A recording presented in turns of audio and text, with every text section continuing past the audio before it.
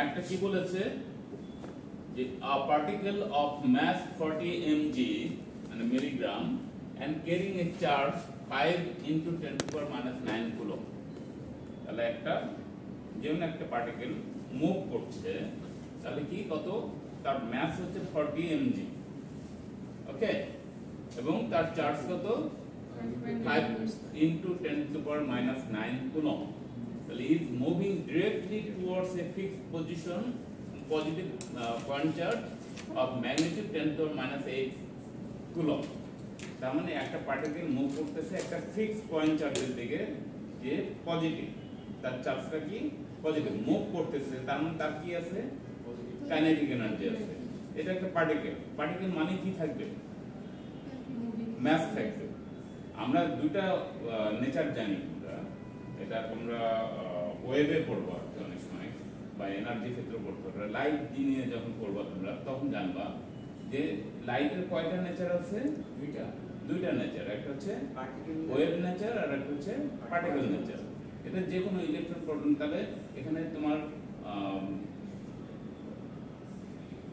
D ব্রগলির একটা theory আছে হ্যাঁ তো সেইটা অনুযায়ী কি যতগুলো পার্টিকেল এরকম আছে শুধু লাইট না লাইটের পার্টিকেল স্মলেস্ট পার্টিকেল কি ফোটন তাই না তাহলে ফোটন ইলেকট্রন নিউট্রন এগুলো সবগুলোরই দুটো করে নেচার আছে একটা হচ্ছে ওয়েভ নেচার আর একটা হচ্ছে পার্টিকেল নেচার তাহলে আমাদের যেহেতু যখন আমরা পার্টিকেল নিয়ে কোন একটা টপিক নিয়ে আলোচনা করব তখন পার্টিকেল মানে কি তার কি থাকবে খুব অল্প পরিমাণ হলেও কি থাকবে ম্যাস থাকবে পার্টিকেল মানে এক্সিস্ট করে তাই না ওয়েভটা কি ভাবে যায় ট্রান্সভার্স ওয়েভ লাইট ওয়েভ যেটা তাহলে এটা হচ্ছে ট্রান্সভার্স ওয়েভ তাহলে এটা কখন আমরা করি বলতে পারো মানে এটা ডিসক্রাইব করি কখন বা অ্যাপ্লাই করি কখন যখন ডিফ্রেকশন হয় তাই না তাহলে এই ধরনের ইলেকট্রোম্যাগনেটিক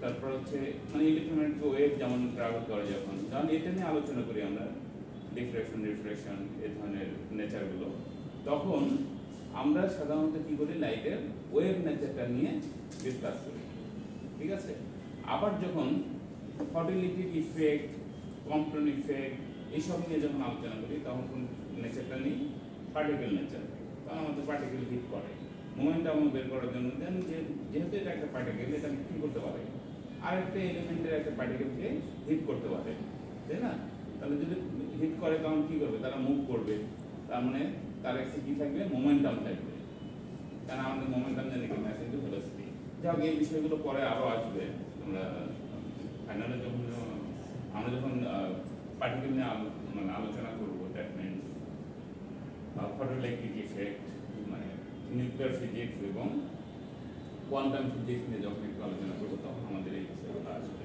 কারণ আরো ডিটেলে পড়া ঠিক আছে আমি শুধু এইটুকু জেনে রাখো যে দুটো নেচার থাকে তাহলে যেহেতু একটা পার্টিকেল কি করতেছে মুভ করতেছে পার্টিকেল গুলো সাধারণত কোন স্পিডে যায় স্পিড অনেক হ্যাঁ বেশিরভাগ ক্ষেত্রে যেটা হয় আর কি যে ভ্যাকুয়ামে লাইটের স্পিডে যায় ঠিক আছে যে ক্ষুদ্র পার্টিকেল গুলো থাকে কোয়ান্টাম ফিজিক্সের বিশেষ করে তাহলে এগুলোর সবগুলোরই স্পিড সেম ইলেকট্রোম্যাগনেটিক ওয়েভ মানে যতগুলো মেম্বার আছে রেডিও মাইক্রোওয়েভ তাই না এগুলো করেছে তোমরা এগুলো সবগুলোরই স্পিড কি থাকে সেম থাকে কেন এদেরকে ইলেকট্রোম্যাগনেটিক স্পেকট্রাম বলা হয় বিকজ তাদের কিছু কমন প্রপার্টিজ আছে তাই না বৈশিষ্ট্য আছে সেই বৈশিষ্ট্যের একটা খুব গুরুত্বপূর্ণ বৈশিষ্ট্য হচ্ছে কি তাদের সবারই স্পিড সেম হ্যাঁ এবং লাইটের স্পিড 3 মিটার পার সেকেন্ড ঠিক আছে এখন দেখো আমরা অলরেডি ইলেকট্রিক পটেনশিয়াল করেছি এর ম্যাথটা যেটা করব সেটা এখানে যেটা আছে সেটা অনেক সময় তোমরা নাও বুঝতে পারো কারণ ডিরেক্টলি করা আছে a particle of mass 40 milligram and carrying a charge 5 into 10 to the power minus 9 coulomb is moving directly towards fixed positive point charge of magnitude 10 to the power minus 8 coulomb. So when it is at a distance of 10 centimeter from the fixed point charge, it has a velocity of 50 centimeter per second. তাহলে এটা যখন তোমার কত 10 centimetre দূরে অবস্থান করছে positive charge থেকে, তখন তার ভেলোসিটি কত, স্পিড আছে, তাই না? স্পিড কত, 50 সেন্টিমিটার পার সেকেন্ড। ওকে, তাহলে at what distance from the fixed point charge will be the particle come momentarily to rest? তাহলে কোন পজিশনে গিয়ে এটা রেস্টে আসবে? তার মানে আমার তার আগে পর্যন্ত এটা কি করছে, পার্টিকেলটা মুভ করছে পয়েন্ট চার্জের দিকে। তাহলে সেখানে কি থাকবে, দুটোই থাকবে, একটা কি থাকবে পটেনশিয়াল এনার্জি আর একটা কাইনেটিক এনার্জি। যেহেতু মুভিং অবস্থায় আছে, তার মানে এর দুটো এনার্জি কি করবে, কাজ করবে তখন, তাই না? কারণ সে তো গিয়ে রেস্ট পৌঁছায়নি এখনো, মাঝামাঝি আছে। যেমন আমরা অসিলেশনে করেছি, ফিজিক্স মনে করেছি না? তাহলে মাঝামাঝি যখন তুমি একটা সার্টেন ডিসটেন্স যাবো, তখন কি থাকবে, এটা পটেনশিয়াল এনার্জিও থাকবে, কাইনেটিক এনার্জিও থাকবে। বাট একটা জিনিস, মজার জিনিস হচ্ছে কি, তাদের টোটাল এনার্জি অলওয়েজ কনস্ট্যান্ট থাকবে। কারণ যদি তুমি পটেনশিয়াল এনার্জি এবং কাইনেটিক এনার্জি বের করে যোগ করে দাও, তাহলে অলওয়েজ কি থাকবে, এটা কনস্ট্যান্ট। যদি অন্য কোনো কারণে এনার্জি কি হয়ে যায়, ওয়েস্ট হয়ে যায় কারণে, ঠিক আছে, তাহলে অলওয়েজ কনস্ট্যান্ট থাকে। তাহলে আসো আমরা ম্যাথটা করি আর কি, কোন পজিশনে গিয়ে এটা মানে রেস্ট পজিশনে যাবে। তাহলে total energy of the system is always constant. তাহলে আমরা যেটা করবো এখানে, kinetic energy plus potential energy equals কি টোটাল এনার্জি, মানে দ্যাট মিন্স কনস্ট্যান্ট থাকবে। কনস্ট্যান্ট মানে হচ্ছে কি, ফাইনালি যে এনার্জিটা পাবো কনস্ট্যান্ট, ঠিক আছে।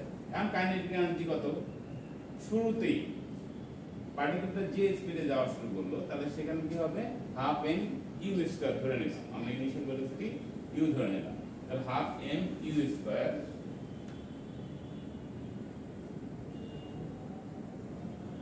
Plus potential energy.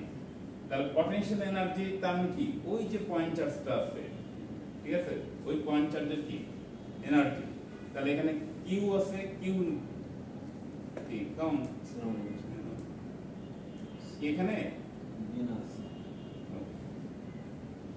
তাহলে আমাদের একটা চার্জ কি ছিল, মূল চার্জটা যেটা হচ্ছে ক্যাপিটাল কিউ, আর স্মল কিউ হচ্ছে ওই পয়েন্ট চার্জটা। হ্যাঁ, তাহলে আমরা এনার্জির ফর্মুলা অনুযায়ী কি পাই, এনার্জি আমরা ইলেকট্রিক্যাল আমরা Q1 Q2 বাই A বা ডিসটেন্স বাই D, যেটাই লাগবে না কেন, তাহলে 1/4πε0 অথবা K লিখতে পারো, রাইট? তাহলে K into Q small q divided by A, ঠিক আছে। এখন ধরলাম r ডিসটেন্স, স্মল r, এত ডিসটেন্সে গিয়ে সে রেস্ট পজিশনে যাচ্ছে, তার মানে সেখানে গিয়ে কি হবে, টোটাল এনার্জি এটা সমান হবে, মানে কনজার্ভ হবে আর কি, রাইট? তাহলে স্মল r ডিসটেন্স আমরা ধরে নিলাম যে ওই পজিশনে গিয়ে চার্জটা কি হয়ে যাবে, মানে তার মানে কি r ডিসটেন্সে গেলে এই ইনিশিয়াল এনার্জি যতগুলো পাবা তুমি, kinetic energy plus potential energy, এটা সমান হবে, অলওয়েজ কনস্ট্যান্ট যেহেতু।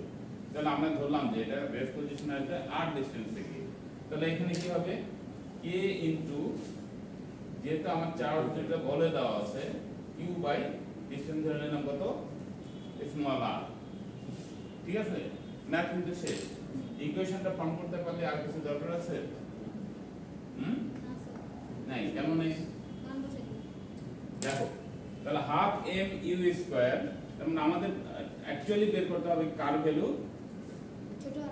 ছোট আরটা, স্মল আর এর ভ্যালু বের করতে হবে। তাহলে এখানে ভ্যালুগুলো বসায় দাও।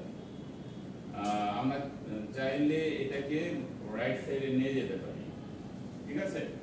তাহলে যদি নিয়ে যাই, তাহলে হাফ ইনটু এম এর ভ্যালু কত, 40। হ্যাঁ, সেটা তোমাদের অবশ্যই যে কোনো ভাবে তোমরা যেটা সুবিধা মনে করো সেভাবে করবে। আগে করে যদি ভ্যালুগুলো বের করে নিয়ে, ইভেন তোমার এখানে কি করতে হবে, ইউনিট চেঞ্জ করতে হবে, ইয়েস। তাহলে এখানে কিন্তু ইউনিটও চেঞ্জ করতে হবে। তাহলে ইউনিট যদি চেঞ্জ করতে চাও, তাহলে তোমরা যেটা বলছো আর কি, যে আগে কি করবো, ভ্যালুগুলো লিখে নিয়ে ইউনিট চেঞ্জ করে দিলাম, রাইট? তাহলে কোনো সমস্যা নেই। গ্রাম কি কি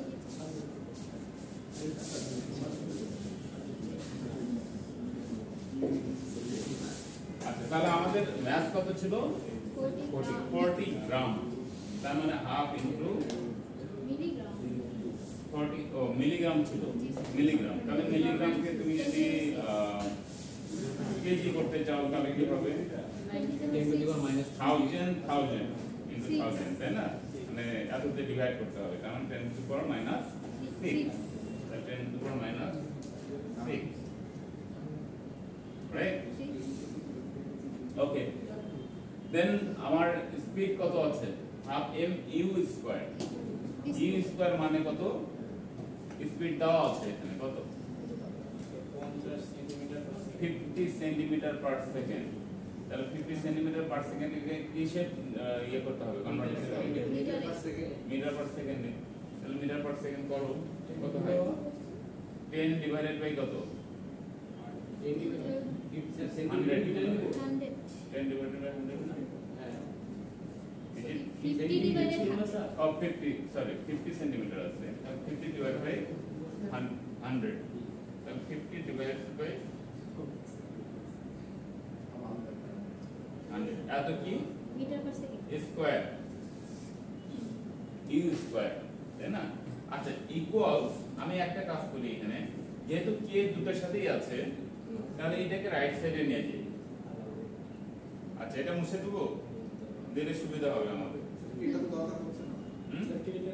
না এই পাশে এটাকে সাইড চেঞ্জ করে নিয়ে গেলাম, তাহলে আমাদের কমন নিতে সুবিধা হবে। তাহলে এখানে যদি নিয়ে যাই তাহলে এখানে থাকবে কত? দেখো K into Q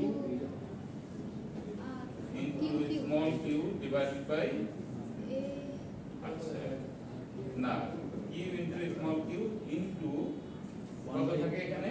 1 by r divided 1 by minus এটা চলে গেলে কত থাকবে? 1 বাই 8, রাইট? বাকি এটা তো ক্যালকুলেশন, জাস্ট তোমার ক্যালকুলেটরে করে নাও এটা, ঠিক আছে? ইকুয়ালস কে এর ভ্যালু কত? কে এর ভ্যালু হচ্ছে এপসিলন নট দিয়ে দিই।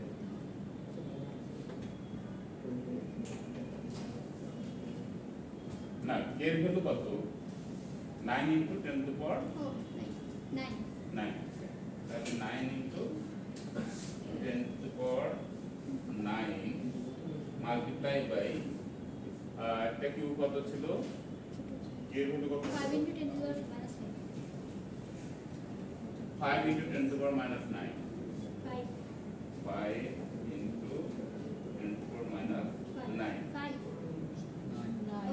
9 into small q কত ছিল? আরেকটা 10 to the power minus 8, তো 10 to the power minus 8 into 1 by r, তাই না?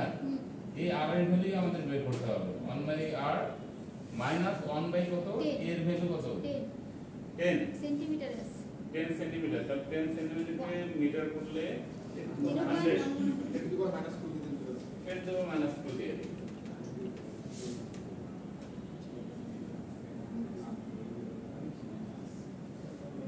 That's all. তাহলে এই লাইনটা তুলে বাকিটা ক্যালকুলেশন করে বলো আনসার।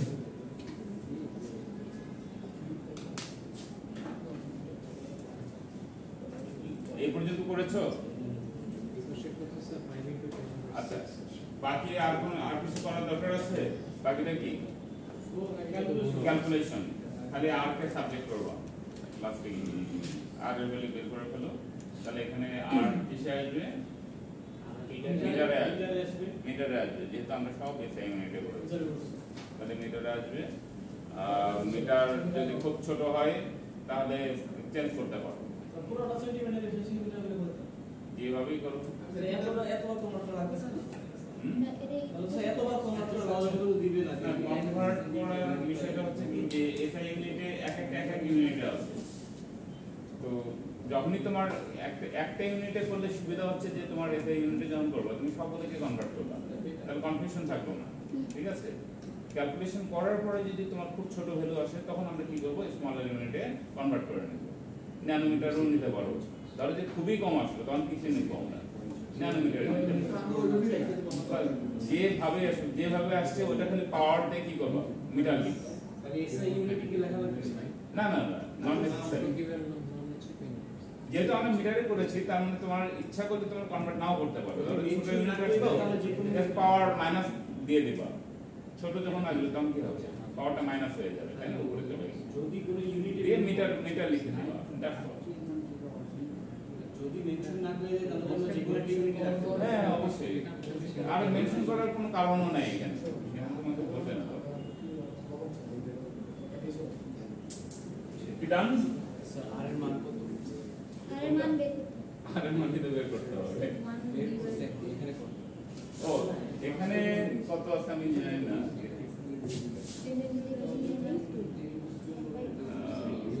0.042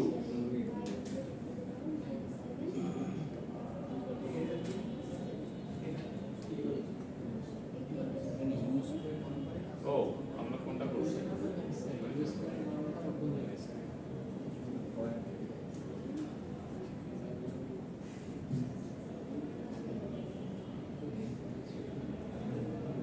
আচ্ছা এখানে হাফ হাফ আসতেছে আর কি ঠিক আছে ভ্যালুটা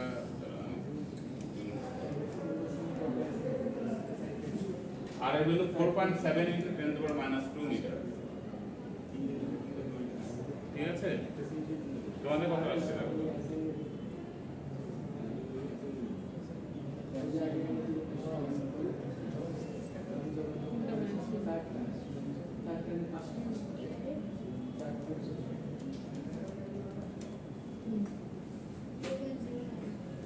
তোমাদের কত আসছে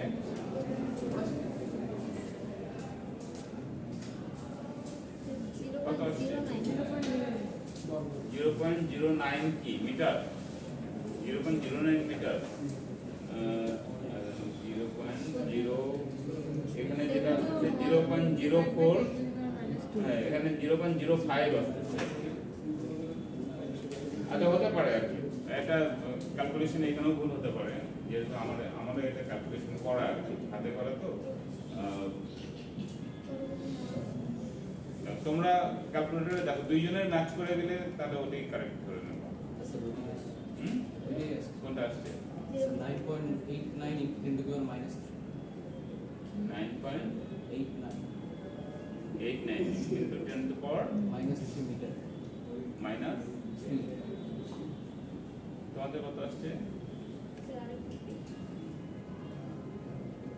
9.89 into 10 to the power minus 3 তোমাদের minus 3 আসছে তাহলে this is correct okay এটা তোমার 10 into 10 to the power minus 1 that is 10 to the power minus 4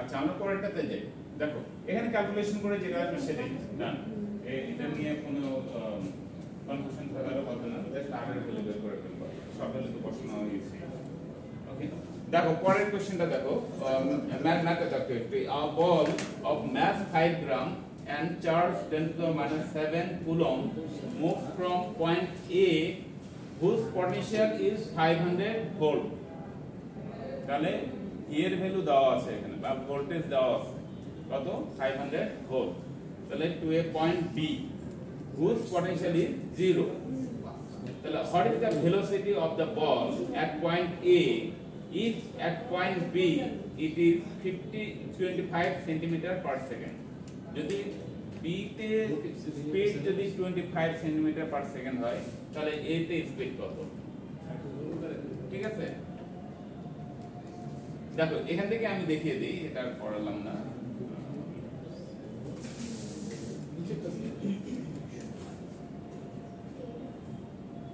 আচ্ছা let u be the velocity of the ball at point A ধরে নিলাম তাহলে work done on the charge by the field is W equals Q into VA minus VB potential difference মানে VA কি A পয়েন্টে তোমার potential minus VB হচ্ছে B পয়েন্টের potential তাহলে আমরা ভ্যালুগুলো বসায় দিই এখানে চার্জ কত ছিল 10 to the power minus 7 coulomb ঠিক আছে ভি এ কত ছিল 500 ভোল্ট ভিবি কত বলে দিয়েছে 0 ঠিক আছে তাহলে আমরা যদি ভ্যালুগুলো বসাই দেই w ইকুয়ালস এত, তাহলে কত আসে 5 × 10⁻⁵ যোগ, একদম সিম্পল, ঠিক আছে?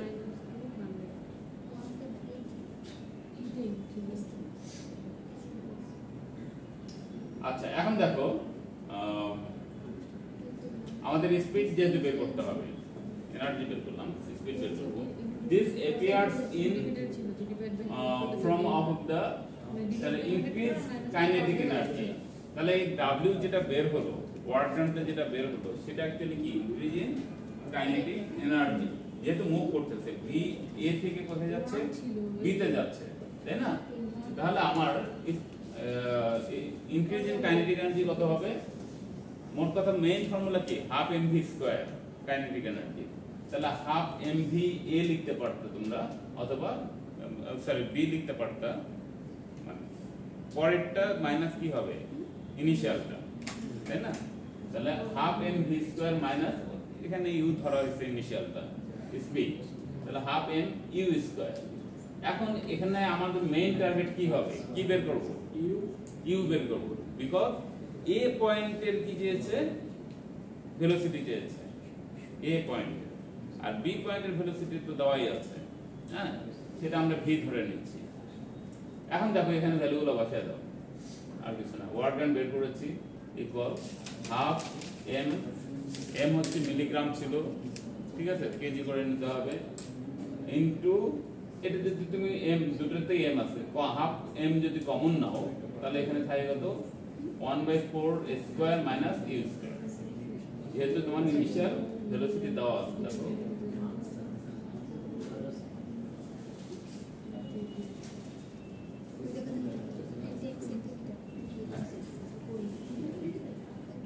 cm/s,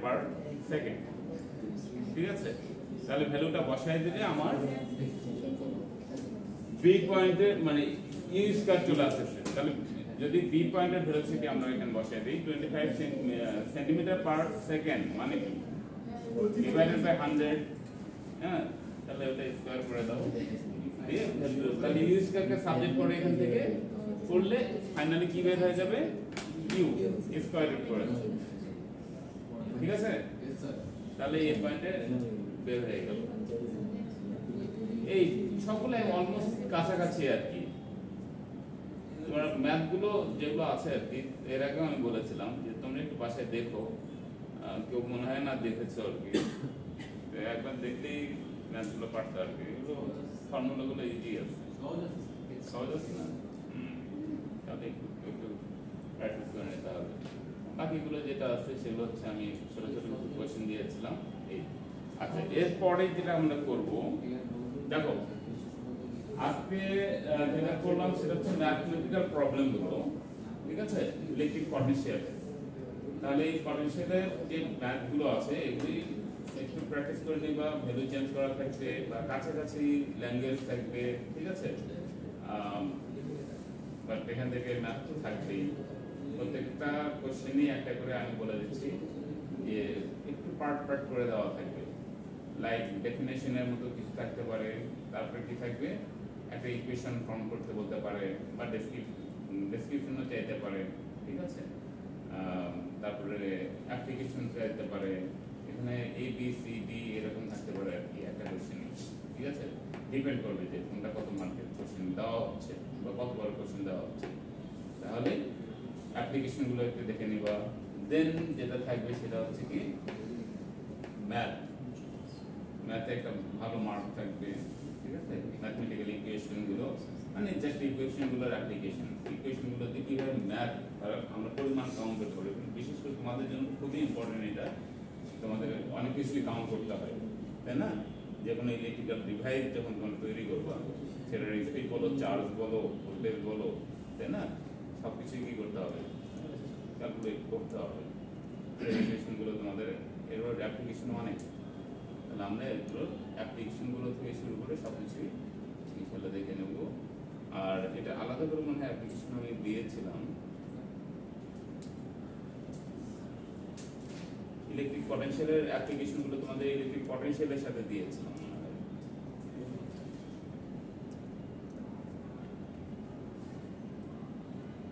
ও এখানেও ম্যাথ ম্যাথ দিয়েছি। অসুস্থ অ্যাপ্লিকেশন আছে আচ্ছা, এখানে কিছু দেওয়া আছে, তাহলে এখানে ফর্মুলাগুলো ফর্ম করা আছে, ঠিক আছে, ডেফিনেশনগুলো দেওয়া আছে, ইউনিট দেওয়া আছে, এগুলো মনে হয় ডিসক্রাইব করা হয়েছে আগের লেকচারে। পটেনশিয়ালের অ্যাপ্লিকেশনটা পড়াইছেন ক্লাসে, কিন্তু ম্যাটেরিয়ালে পাইনি। দিইনি আমি, ক্লাসে পড়াইছেন। ক্লাসে করিয়েছি। আচ্ছা, অ্যাপ্লিকেশনের যে পিডিএফটা ওটা আমি দিয়ে দেবো, ঠিক আছে, ওটা মনে হয় ডিসক্রাইব করেছিলাম, ক্লাসে পড়াইছেন। ক্লাসে ডিসক্রাইব করেছি। আচ্ছা, আমরা পরের দিন যেটা করব, তোমরা ইচ্ছা করলে একটু প্রিপারেশন নিয়ে আসতে পারো, সেটা হচ্ছে ক্যাপাসিট্যান্সের। আমার ক্যাপাসিট্যান্সের ডেফিনেশন পড়েছিলাম এবং সম্ভবত বেসিক জিনিসটা খালি বলেছিলাম, তাই না? ক্যাপাসিট্যান্সের আমরা এরপরে যেটা করবো যে ইকুয়েশনগুলো, ম্যাথগুলো করব এবং মানে এর হচ্ছে অ্যাপ্লিকেশন।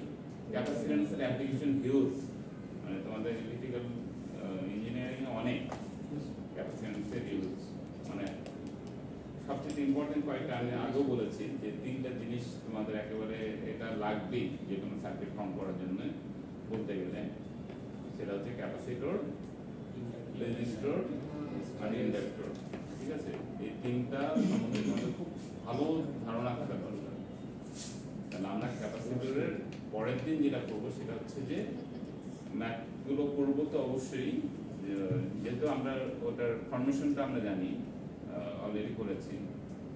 এরপরে হচ্ছে ম্যাথগুলো করবো, ইকুয়েশন যেগুলো আছে ওই ইকুয়েশন রিলেটেড, আর বিশেষ করে ক্যাপাসিটরের ইউজটা, কোন কোন সেক্টরে তোমরা ক্যাপাসিটর ইউজ করতে পারো বা কোন ইলেকট্রিক্যাল ডিভাইসগুলো তৈরির ক্ষেত্রে এটার অ্যাপ্লিকেশনগুলো আছে ক্যাপাসিটরের। ঠিক আছে?